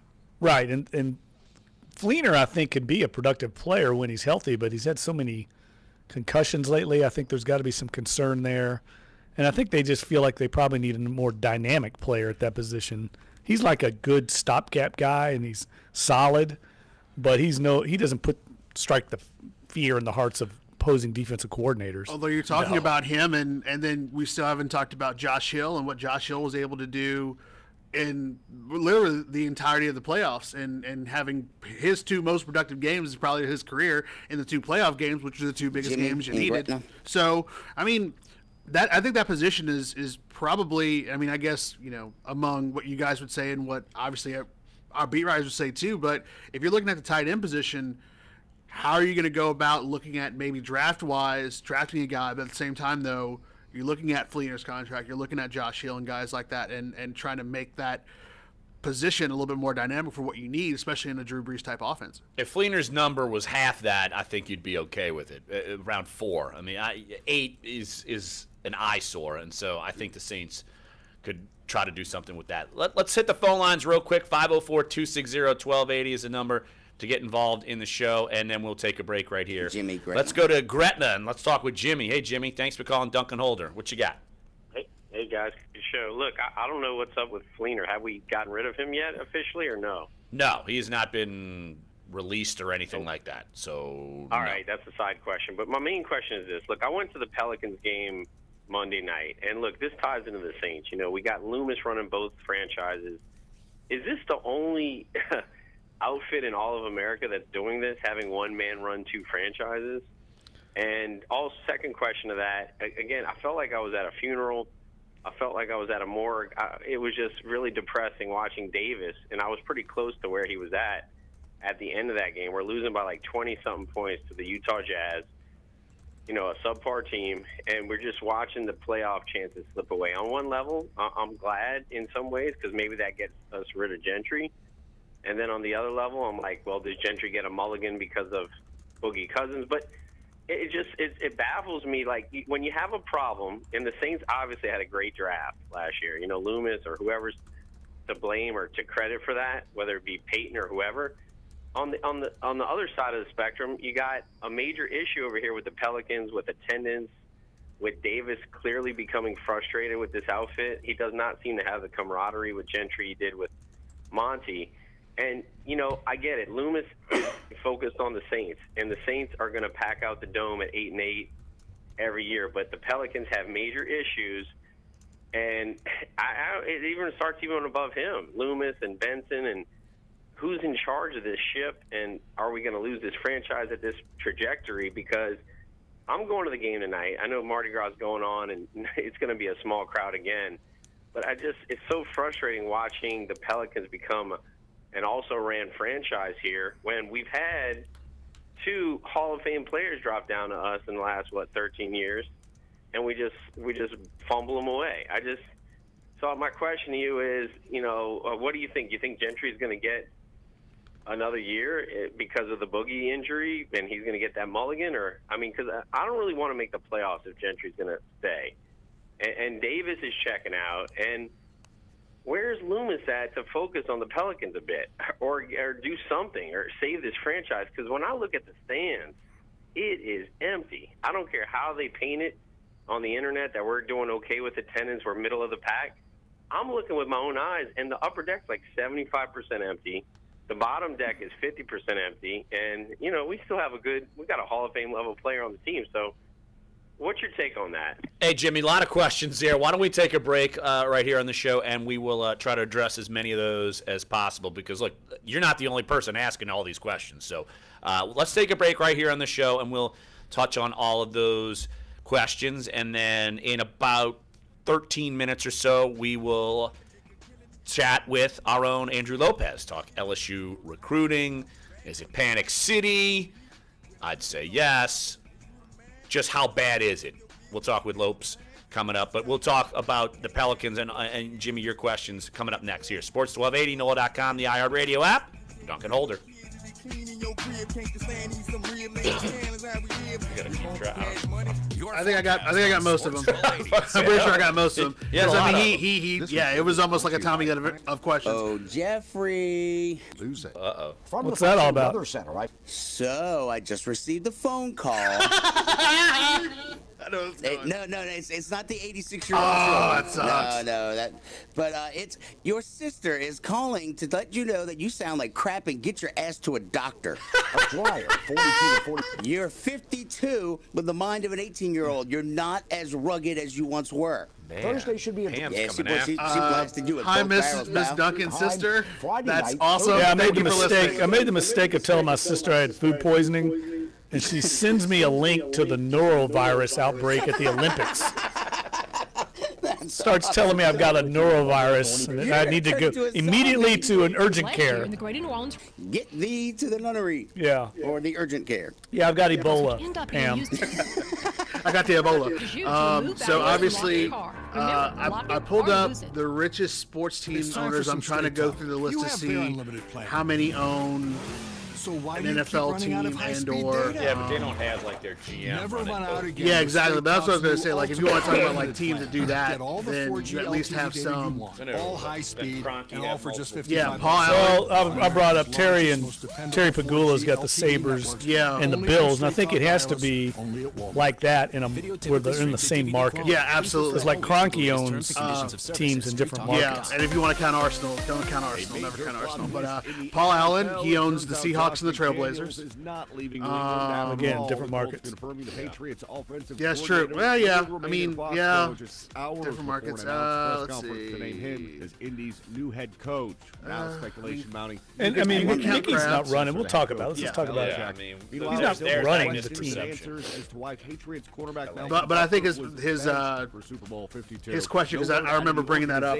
But Butler is now repeating wide-ranging reports of the concern of having an NFL franchise or people in the NFL franchise, because when they moved in and they moved all of their people over to start overseeing a lot of the stuff that the Pelicans were doing. So LeBron James after the marketing sales, all that kind of stuff. And still serious about the season. You know, they just started blending all these things in together.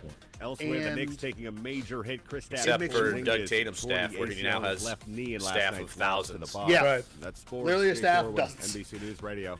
You wanted to be a teacher when you were little, but you grew up and things changed. Well, it's time. 10 seconds. Innovative things are happening in teaching today, and you can be a part of it. Make more. Teach. Visit teach.org. Brought to you by Teach and the Ad Council. Talk to me now. Cruising down the street. Real slow. What the fellas be yelling? Talk to me now. Your teams. Your Sports 1280 New Orleans. Welcome back to the show. In about 10 minutes or so, we will talk with our own Andrew Lopez.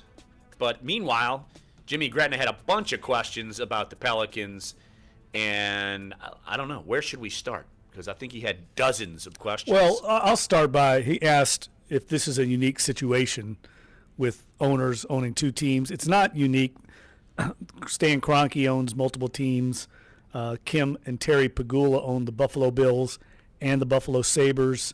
What was the other one, Clyde, we were mentioning a second ago? We were looking at Paul Allen. Yes. So it does happen, and I think there's a little bit of confusion as to Mickey Loomis's role. I mean, he's kind of in a president's role over both teams, but he's not running the Pelicans. Dell Demps is the general manager. That's what he does. Jeff Ireland is kind of the general manager of the Saints, along with Mickey Loomis, and obviously Sean Payton has a huge role in that. But Mickey Loomis is not running the Pelicans. He'll freely admit that. That's what Dell Demps is the general manager. That's what he does. So that's not that unusual. I think the unusual part of it is that because they're right in the same footprint, their buildings, they have a lot of staff, as Clyde was saying during the break. A lot of the staff works on both teams. Yeah. Pelicans, Saints, but not ticket like sales. Scouting staff. No, but marketing, the business ops. The business operations, right. Yeah, absolutely. And that just makes sense. I mean, you can have people work on both of them. We always kidded Mike Stanfield, the Saints ticket manager, for years. What does he need to – I mean, he's got the easiest job in the world because the Saints are sold out. I mean, how hard is that to do? So now they concentrate most of their efforts on trying to sell tickets to the Pelicans because that's a little bit harder to sell right now. It makes sense. And then as far as the team in general, that there is says he went to the game on Monday. Obviously, Monday's a tough draw anyway, but I think the air has been taken out of any of the momentum that the Pelicans gained when they were, winning 7 of 8, and they were on the up, and now you see that they're 1-4 without Boogie. They play tonight. They could easily be 1-5 after tonight's game, and it's like the air's been sucked out. And we've been talking about this, and we're going to continue to talk about this because Alvin Gentry's job's on the line. Dell Demps' job is on the line. And it's going to come down to how they handle this, and as far as keeping the team at least somewhat viable. You can't expect them to be the same caliber of team they were before, but somewhat viable. And I think that's going to have to go into the judgment of whether their jobs are retained or not. Well, I think they had obviously unfortunate luck. I mean, you lose a player like DeMarcus Cousins just when everything's going well. And I think that could be a little bit of an excuse. I mean, it's a big excuse, but we don't know what they were going to do the rest of the season with Cousins. But they were figuring it out. They were certainly playing the best they had played at any time with the big Boogie and Brow duo. But they had put themselves in a position to have no margin for error, and that has to fall on Dell Demps. And maybe you could say they had bad luck before, with injuries before, whatever. The fact of the matter is they had zero margin for error. They have to probably make the playoffs this year. There's going to be some changes, but historically this franchise has never been what I would call a winning franchise. I mean, they've been to 6 NBA playoff series in their entire tenure in New Orleans, and they've lost in the first round 5 times. They've only won 1 series ever. Yeah, the year they should have beaten the Spurs, man. That year they should have beaten the Spurs. They were one of the best teams in the NBA, and they just ran up against a Spurs team that I think about that year a lot, and I think about it specifically in terms of this conversation. I think what is disappointing about this season more than others is, for me, I believe that the NBA is about to go through another shift. It's about to go through another change. And I think we're seeing that now, and it stinks because we have so many things that are going on that have nothing to do with basketball. What do you mean a shift? A shift in terms of the fact that we're not talking about that we never talk about one of the best teams in the NBA, and of course we're in New Orleans, but we never talk about the Raptors. The Raptors are probably right now one of the best teams in the NBA. The Warriors have lost 3 of the last 4, but in terms of where the NBA has been, in terms of you've always had your Dallas, your San Antonio, Oklahoma City was up there, and the Cavs, man, the Cavs are a dumpster fire right now. They are an absolute disaster, and that's infighting. LeBron allegedly, according to sources, cursing out upper-level management because they're not consulting him on roster moves or trades. We've been accustomed to the NBA being a certain way, specifically wherever LeBron has been, and then the marquee teams out west. I think that there's about to be a shift because there's going to be a generational shift of young talent. You saw it last night. Giannis Antetokounmpo, Kristaps Porzingis when he comes back next year. Guys like that. The Toronto Raptors with DeMar DeRozan and Kyle Lowry. The Rockets. Yeah, what I'm saying is that the Pelicans have to prove it, man. You're right. Out this may be the year that they do that because look at the way the East goes. Until they do it, that's when exactly. Boston is going to be the franchise. Boston is set up to be dominant. And we're talking, and that's who we're talking about now. We're not talking, and then the way that I think the Pelicans have an opportunity to be one of those teams that can be consistently in that top 5 of the West, in a reshifted West where the Grizzlies used to be, where the Trailblazers used to be, where all those other teams used to be. The Pelicans have a chance to do that, but they keep running into obstacles of bad trades, trading away draft picks, guys getting hurt, and they never find that way. And just like Jeff said, it's a tough situation to be in when you want to be up that upper echelon, but then you can't find it. Breaking news here on the show. Mike Garafalo and Ian Rappaport of the NFL Network are reporting that the Colts have put in a request to interview Saints assistant head coach and tight ends coach Dan Campbell. Remember we were talking about how he was going to be interviewing for an offensive coordinator job? I see him more as a head coach type of guy than an OC. So this doesn't really surprise me that the fact that they're putting in a call. I know Frank Reich has actually been connected to that as well, because the Colts, as we know, Josh McDaniels is not going there. So be curious to see how serious this is with Dan Campbell. I mean, that's why he's gotten the assistant head coach tag under Sean Payton. Basically, they feel like the next step for him could be a head coach. So we'll see what happens with Dan Campbell. Well, what would be interesting, if Campbell were to get that job, would he bring some of the assistants on the Saints staff with him for promotions or something like that? Campbell hasn't been here that long, but nevertheless, he does have a kind of a head coach air about him.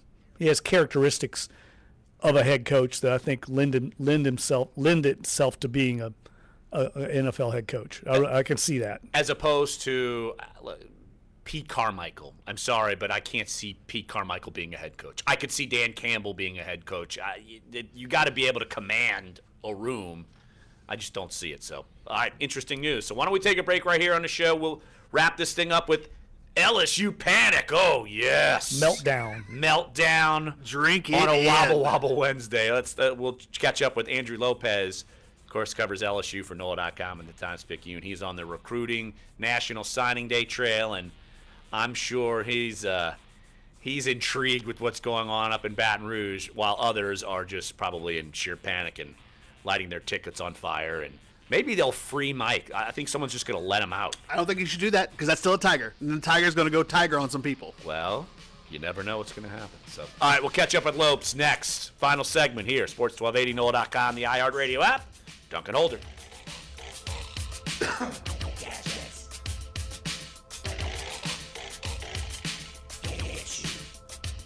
Before WrestleMania 34, WWE NXT takes over New Orleans Saturday night, April 7th. Enter to win tickets now at sports1280.com. So you see this Kentucky guy, this guy they got from like New Zealand on their team. He never plays. Yeah. Who's going to frat parties on campus with an armed bodyguard. I read that story last night. Yeah. Armed bodyguard? Armed bodyguard. And he says, oh, yeah, I just do this for Kentucky players. Oh, sure you do. Top with purple, green, and gold sugar. Available with your That's choice normal. of freshest fillings. Don't forget armed student bodyguard. Because Lexington is so poppin'. Yeah, like he's gonna. Yeah, he's gonna needs an armed bodyguard. That's Maurice French Paper. Guy doesn't even play. In 2016, King Cake Festival's People's Choice Award winner.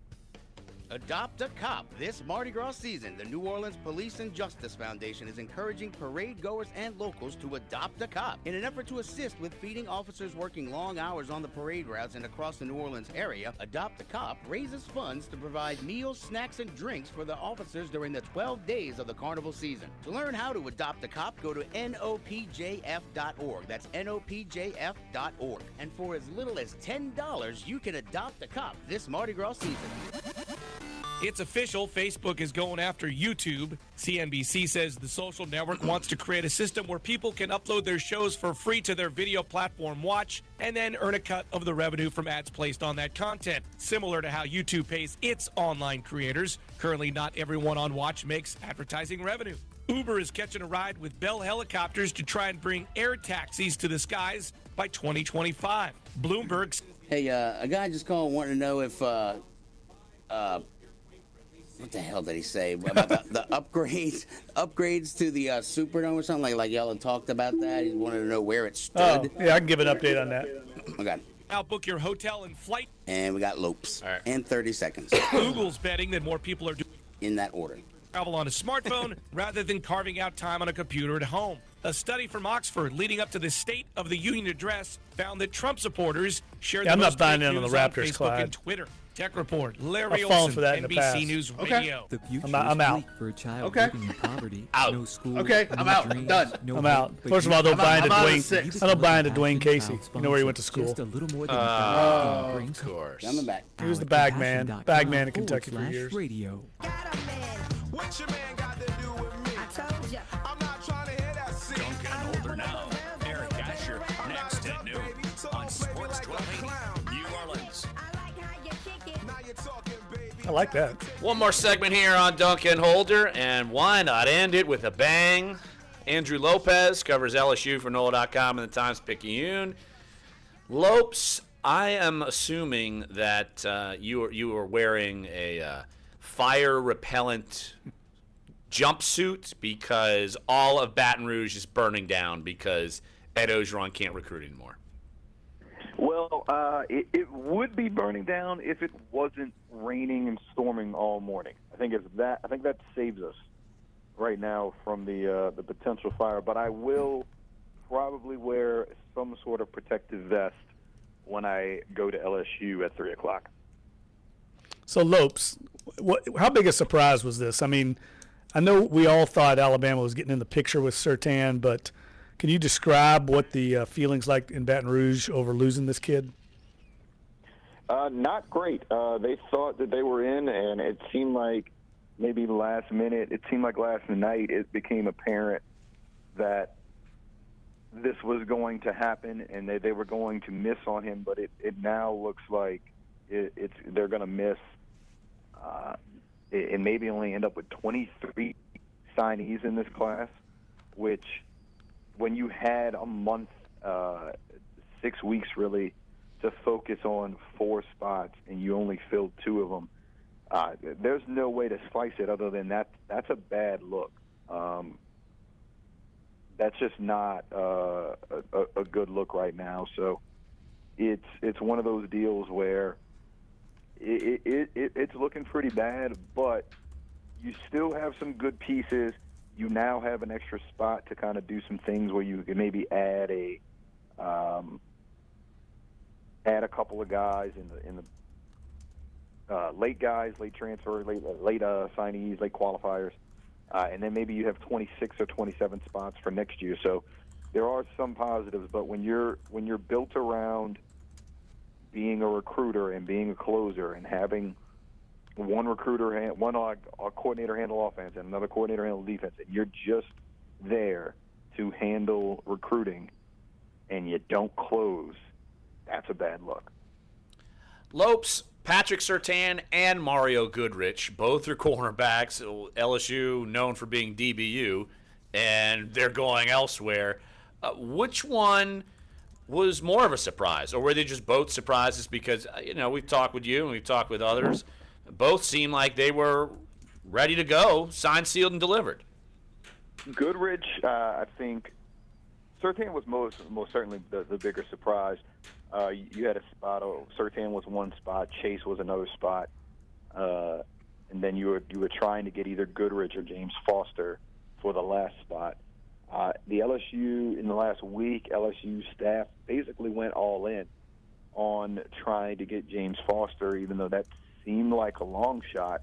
And these kids realized that, and Mario Goodrich knew that he couldn't commit unless they heard from James Foster. James Foster told them no, and Dabo Swinney swept in and did the same thing that he did last year with Travis Etienne, which was, hey, man, I want you. You can commit right now. You don't have to play this game with us. Last year with Travis Etienne, hey, you just came on my radar. LSU's known about you for years. You've been in their backyard, and they just offered you when they missed on a kid, come play for me. Dabo did the same thing to Mario Goodrich. Well, the one thing that I think would be somewhat of a saving grace, but you correct me if I'm wrong. You know the roster better than I do, but isn't corner an area where they do have some talent? I mean, you got Greedy Williams, obviously, freshman All-American. Christian Fulton is sitting out, right? Didn't he redshirt this year? Yeah, he was out with the undisclosed reasons. Okay. That we never officially knew about, but yeah, he will also be back next year. But they need some depth. It sounds like it would be nice to bring in some of these guys. I mean, Surtain would be a guy that would probably play right away. Well, what does the depth chart look like other than those two guys at the cornerback position? Well, right now, I mean, you wanted, if you were LSU, you wanted to get Surtain to start opposite of Greedy. That's what you really wanted. And now what you're looking at is possibly, maybe we're going to have to look at Christian Fulton if he's going to be back and ready to go, which you expect him to be. If he's back and ready to go at that spot, you're okay. But you just had a season where you brought in all of these different defensive ends, defensive tackles. You don't have anybody else. I mean, you're losing Kelvin Joseph. I'm sorry, you're losing Dante Jackson. You're losing Kevin Tolliver, and you're only bringing in Kelvin Joseph, who is really a safety. So you're not bringing in a cornerback. So you're going to have to hope that Kerry Vincent can step up at nickel, or that even Kelvin can move over. You may end up moving a guy like Ed Paris back from safety down to cornerback for a year, because you simply don't have many other options. They have good options in terms of guys that were highly rated and highly recruited, but right now you're looking at guys who really, I think there's maybe like 5 or 6 cornerbacks on the roster. So one guy goes down, that might hurt you. So you're probably looking at Christian Fulton as the outside starter right now if he's ready to go. Kerry Vincent on the inside, you may, like I said, may have to move Ed Paris back down, but there is not a lot of depth. You lost 3 cornerbacks this year, because you also lost Xavier Lewis as well. So things do look a little dicey now, and Corey Raymond is going to have his work cut out for him in that secondary, and what this team's going to be able to do next year. Andrew Lopez covers LSU for NOLA.com and the Times-Picayune, joining us right here on Dunc and Holder. What do you make of Kelvin Joseph's comments? You were at Scotlandville, and to me, it was kind of telling. Basically, he feels like LSU isn't where they should be right now, and I find it refreshing because he's right. He knows, and I think everybody knows. I mean, these players know. These players know that going to the Citrus Bowl every year is not what you want for LSU football. That's not what fans want. That's not what the players want. They know that they want to be better, and Kelvin sees himself as a guy who can go in there and help this team out. So, like you said, it's kind of refreshing to hear a kid say, when he said, usually you hear a kid say, I want to help bring a national championship there. He says it in the sense of, we're not where we want to be. And it's part of my job as coming in here as one of the leaders of this class is to lift this group to where we do want to be. So it's telling to hear that from a guy like, from an 18, 19-year-old kid who's coming in as a freshman. Lopes, I'm curious. Is there a backup plan here? Can they go out and beat the bushes and find a JUCO or somebody? Because it sounds to me like they're going to have to find some kind of depth in that secondary after missing out on these 2 kids. Where do they go from here? To me, what it looks like now, and Jamar Chase, anybody out there who's listening, we can go to our feed on Facebook.com, NOLA.Tigers or whatever. I think it's on the NOLA Prep Sports account, where we're going to live stream Jamar Chase's announcement momentarily. I think it's on the website too, on NOLA.com, with the links there. He's going to be the 23rd guy in this class. I do not think that the 24th is going to come. You had backup options in Mike Williams. Got about 2 minutes, guys. 2 minutes. Baton Rouge, he signed with Texas today. You had another one in Austin. Justin Watkins, he signed with Florida this morning. You had Glenn Beal, who he's going to sign soon, I think around 1 o'clock, I think maybe. He's probably going to Texas A&M. Those are all your backup options. So now you're looking at 23 guys today, and the only thing you can do is maybe take a JUCO guy, qualifies late, bring him in at cornerback. But I think at most they will sign one guy or get one transfer, maybe a grad guy who transfers after spring practice, and that's going to be it. And they're going to maybe go into 2018 with 26 scholarships for guys for the class of 2019. Lopes, real quick, about 30 seconds. Are we going to have another stunner at Rummel, or are we safe assuming that Chase will be at LSU? If there's a stunner at Rummel today, it'll be Aaron Brule changing up what he's going to do. I 99.9% expect Jamar Chase to sign with LSU. All right, that's Andrew Lopez all over LSU and the chaotic times going on up in Baton Rouge on the recruiting trail. All right, Lopes, appreciate the time, Thanks, buddy. Lopes. No problem, guys. All right, I think that's going to wrap up today's show. Want to thank Will Guillory, of course, covers the Pelicans. He will be at the Smoothie King Center tonight as the Pels host the Indiana Pacers. Want to thank Andrew Lopez. Busy day. And I'm curious to see what Ed Ogeron has to say later on today. I'm sure we will have those comments and dissect them on tomorrow's show. But, Jeff, good to have you back, even though you're about 60%, 70%. Hopefully you survive. It's good to be back. You get some vitamins in you. I was so happy to hear Clyde go on a big rant. That made my day. You missed it. Sports1280.com, NOLA.com, iTunes, SoundCloud, and YouTube page. And don't forget, we will have Jamar Chase's announcement on NOLA.com coming up in literally minutes. So go check that out. And following us, Eric Asher. So don't go anywhere. Sports1280, NOLA.com, and the iHeartRadio app, Dunc and Holder. Hey, guys, hold on for a second. Yep. A new study says I need to give y'all a phone number. Beth Dockan. Let's see.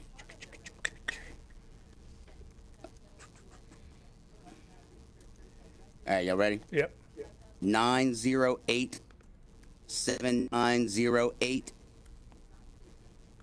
Okay. That's 121212. fiber, vitamins, and essential minerals. The study published in a. All right, so she's the sales rep for the Zurich deal. So I think she wants to touch base to find out. Okay. All right. Cool. Bye, buddy. See ya.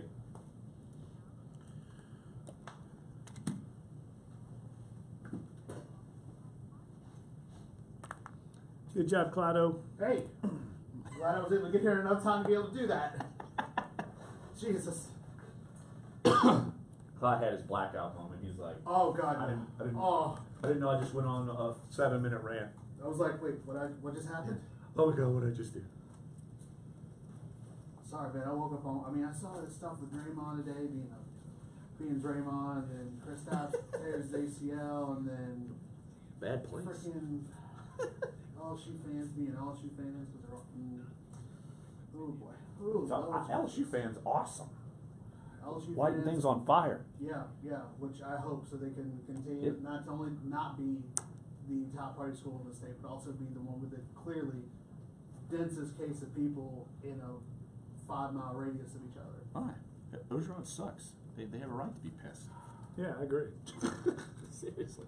I mean, why can't LSU? I wouldn't be pissed at the kids. I'd be pissed at him. You got to be pissed at Ogeron. What coach would you be able to hire and bring in that isn't coaching somewhere else now that would be able to do a better job? Then Coach O, a lot of people. Like? I mean, they should have gone after Tom Herman. Tom Herman was never never going to. Well, I mean, first of all, Tom Herman was never going to come here. With Texas, I think he would have. They'd have paid him. If they would have paid him more than Texas. $7 million? $8 million? Yeah. They got tons of money at LSU. That's Joe Oliva's fault. Okay, other than Tom Herman, other than Jimbo Fisher, who's getting $10 million at A&M because Texas got that money. I don't know. There's good coaches out there. There are good coaches out there. There's But lots of good. It'd be the same thing though. He doesn't have any clue. Like with Jurich, I've read interviews with Jurich. He's got like a list of like 10 guys that he's cultivating at every sport at all times. Mm-hmm. So if he loses a coach, he knows who the top assistants are. He knows who the top. Like he hired Louisville's baseball coach, that Dan McDonald guy. Oh yeah, from Ole Miss. That was a, no one heard about him. He's like a freaking great coach. He knew, how does a guy from Louisville know about him? Because he works it. He knows how to. But is that more an indictment than of? Well, Joe Oliva. Yeah, of course it's Joe Oliva. That's what I'm saying. He's got to have a plan. I don't think he does have a plan. I think he's terrible. I mean, LSU's a big program.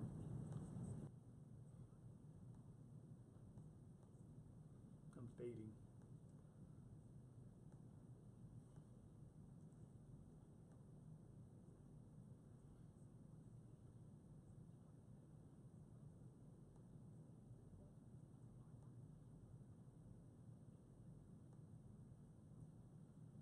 I mean, Saban showed what you can do at LSU. That's the way I always look at it.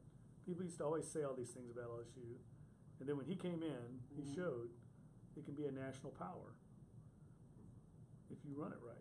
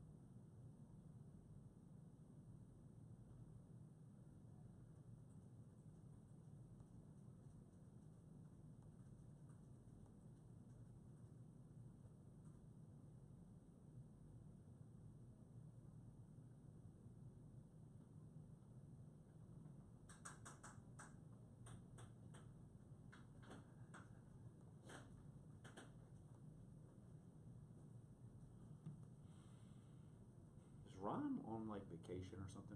I don't know. I don't think he is. I'm try to get him tomorrow. Yeah, for sure. We'll have some strong opinion on him. Mm-hmm. Yeah, I'll reach out to him. Okay. And then, do you want to try to? I'll try and get Fritz. Yeah, I'll reach out to him. Then I'll